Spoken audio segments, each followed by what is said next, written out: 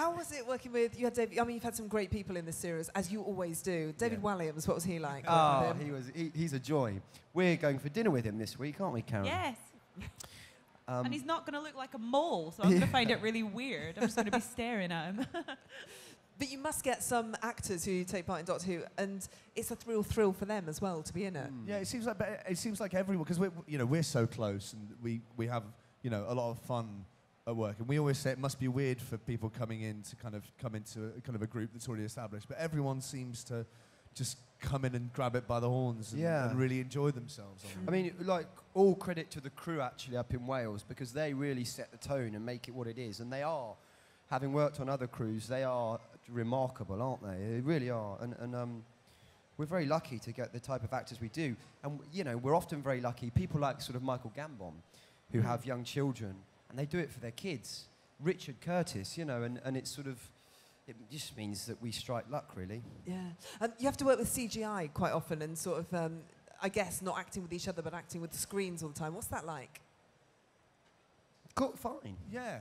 Yeah. Just use your imagination. It's just part of the day job. Yeah. And then it's always amazing. Sort of normal, right? It does. Yeah. And it's amazing watching the results of that, because you imagine it to be to a point in your head, and then when you see it, it always surpasses what you've imagined. Yeah. This is from another question on Facebook from Brooke Webster. If you each had to play a villain for an episode, who would it be and why? Ooh, that's a great question. Okay, let me think. Can we invent one? Yeah, invent a villain, yeah. Ooh. Wow. Arthur? I'd like to play an evil bear. An evil bear? Okay. Yeah. Arthur the evil bear. Yeah. What can he do? Why? Just growls at you, and you can't move. Does he speak? Terrifying. Yeah, he speaks. Absolutely terrifying. Really terrifying. It's I don't know why really Stephen scary. hasn't thought It's of that. really scary. Kaza? Can I be... I'd quite like to be a silent. Actually, no, because then I'll be stuck in that mask. No. Let me think of another one. I don't know. You could invent one, or you could be one from years and years ago.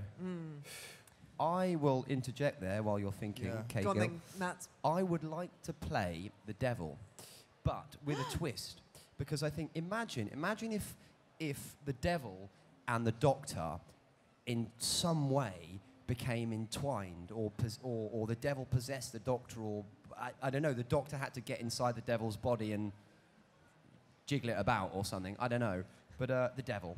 The devil. Yeah. That's and top in black trumps. cape. Yeah, you've won there. Well done. Hang on. Bear, The devil, devil, bear. Yeah. It's a tough call, isn't Bear it? versus devil. That's the Doctor Who episode I want to see. Growly evil bear. Aliens versus... Oh, I have one. Go on, Karen. Prisoner Zero, right? Ooh. But in the form of an animal.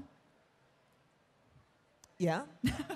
Any particular? That sounded like Tumbleweed. there was more to the point. If you just said No, Prisoner because Zero in the form of an Of animal. an animal. But you Because went, then you get What animal? a You gotta say hamster. A hamster. So you get, no? All right. Okay. Hamster, bear, devil. They're your choices. This is In Night Terrors, the Doctor helped a boy face his fears. What are your fears and phobias? Matt, you go with this one first. Spiders. God. Spiders. Spiders freak Have we- me out. We have had spiders in Doctor Who, the arachnid, but actually that would be a fun villain, a really huge, aggressive spider. Well, I remember yeah. I remember the episode now with the spider. Yeah, What with, was her name? They were the... Jenny. Jen. What were they called, guys? What they called the arachnoids. Arachnos, that's it. I've got the toys at home. I should definitely know what it was called. Sorry about that. Okay, what about you? Your phobia? Moths. I really hate moths in a big way. They're horrible. So if a moth enters the room, what do you do? She goes I absolutely flap around like a moth. mental. That's the irony of it. I am basically a moth. You just freak out. Okay. And Arthur? I used to have a phobia that a killer whale was going to come up my toilet. Yeah? And that freaked me out for years. Yeah. So I think there's still a bit of that left. Hasn't happened yet. Hasn't so happened yet, but You you never know. You've got to still be careful. They hunt in packs. They do. So Yeah. There'll be Do a they? couple of them. Probably trying to more. squeeze through my U-bend. yeah. Be a nightmare. And now you've said that, Stephen Moffat will be listening and he'll go, I know what's going to happen great next. idea, Yeah, yeah. it's going to be a killer whale and a toilet. And A killer whale, a bear, a devil, at hamsters. This is just writing the whole of it. We're just giving him all his material, really, Yeah. aren't we? He's going to have to do no work All these whatsoever. die-hard kind of Doctor Who fans are going, oh my God. We're so glad they don't write it. A question for all three of you, and this is from Amy Bingham via Facebook. Out of all the Doctor Who episodes that you've been part of, in your opinion, do you prefer to travel back in time, be in the present, or head to the future? That's a good question. Karen, do you want to go first? It's cool to go back and explore things that you're sort of already familiar with, like the Van Gogh episode I really enjoyed for that reason. I love that one. Oh, yeah. Me too. That was really nice because you're so familiar with all these paintings and suddenly we were in them, which I was really cried cool. at that one. It was so weird. But also I like the future because then you can make up whatever you want. It's always good to have a mix of it, but there's something really good about going back. And I love the Doctor Who's to go back to real times in world history and monkey around with it, because it's, I don't know, there's kind of a real joy and fun in that. Well, as you've both gone with that, I'm going to say the present, because actually, if you look, the 11th Hour, belter. I always love doing stuff with Craig Owens, and that's kind of in the present. So I think you can have a lot of fun in the present, because I quite like seeing the Doctor in everyday situations, because I think that makes him more of an alien. Yeah, he stands You know? out, definitely. Yeah. Are you on tenterhooks when you're waiting to get the script? Obviously, you said that Stephen's kind of given you a little bit of a taster. But when you find out what the story is, who do you tell? Is there anyone that you can actually share it with, or do you have to keep it just to yourself? You can only really talk to each other. Yeah. Each other, kind of. But then I tell my mum and dad bits and bobs. Can they be trusted? Yeah. You know. I guess, but you don't really want to tell too many people, do you? No, you want it to be you want it to be a surprise for everyone. Yeah. Yeah. So you've never inadvertently given anything away? You've never left a script anywhere and kind of messed Not up? left I'm a really script. scared of doing that, so I'm really strict about it. Yeah. That would be the worst, wouldn't it? I mean, I'm sure we've given stuff away inadvertently, you know, but It's quite a relief once it's been on. Yeah. Because you're then like, oh God, that's good. Thank God I can't give anything away anymore. Yeah. It's like, It's all out there now. Yeah. It's all out there. And if we were to hold a Doctor Who general knowledge quiz show right now, which of the three of you would know the most?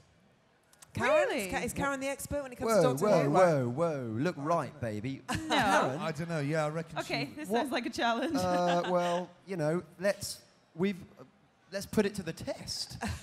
So if they were going to be mastermind, then, Yeah. right, what would your specialist part of Doctor Who be? What would you do? the character of Rory Williams. Yeah. Mine. I think I would. I don't know. I'd probably go for Would there be an era that you'd go for, a particular Doctor that you knew the most about, apart from yourself? either if I went for another Doctor, either probably Tennant or Troughton or Eccleston. I know the most about those Eccleston or guys, Tennant really. for me. Who, sorry? Or- Karen? Eccleston or Tennant Right. for me. Yeah. Yeah, because I Yeah. guess we can't go for the For current our- Doctor, right? No, That'd you be can't go for the No, current no, Doctor. no. That would be Right. completely and utterly ridiculous. unfair. So you're excited about the Christmas episode that's going to be going out? Yeah. It's going to You've be. got to give us a little bit of a taster, because obviously we saw a little bit on Children in Need. So tell us about the fun parts that you recorded, you filmed. Well, we've got Claire Skinner, who's completely brilliant, Bill Bailey, and the two kids in it are so wonderful. The little boy, Morris, gives this glorious performance, and kind of Stephen has managed to make it. He's so clever. He sort of managed to get the magic and etherealness and something untouchable about Christmas in it. And you know, the Doctor meets a family who have gone through something, and that's all I'll say. But it's a cracker. I love it anyway. Okay. So- Rory, tell us one more little nugget about the Christmas episode that you're allowed to tell me. It's really Christmassy. Are you in danger at any point in the episode? I can't tell you. Karen, anything you'd like to share with us about the Christmas episode? It's very much the Doctor's story, but Yeah. Arthur and I make a cameo appearance. It's brief but really fun. You have a great Yeah. jumper. There you go. Yeah. Oh, is it a Christmas jumper? Yeah, Mm. it is. You've given away the whole story now. It's all about the No, Christmas sorry, jumper. guys. Jumper.